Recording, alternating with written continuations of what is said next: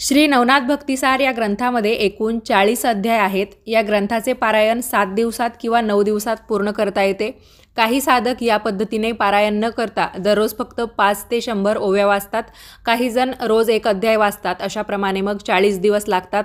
तर काही जण ठराविक एकच अध्याय दररोज वाचतात, कारण यातील प्रत्येक अध्याय एका विशिष्ट फलप्राप्तीसाठी आहे।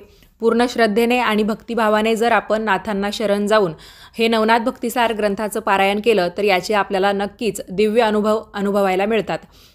तर पारायणाची जी काही पूर्वतयारी असते त्यासाठी आपल्याला फुलं, हार, तुळशी, सुगंधी उदबत्ती, कलश, विड्याची पाने, सुपाऱ्या, नैवेद्यासाठी पेढे, त्याचबरोबर अष्टगंध, हिना अत्तर, रांगोळी, नारळ इत्यादी गोष्टी तयार ठेवाव्या लागतात।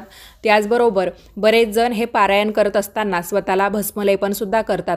तुम्हाला जर या पारायणाचा संपूर्ण व्हिडिओ बघायचा असेल की हे पारायण नक्की कशा पद्धतीने करावं, कोणता नियम पाळावा, तर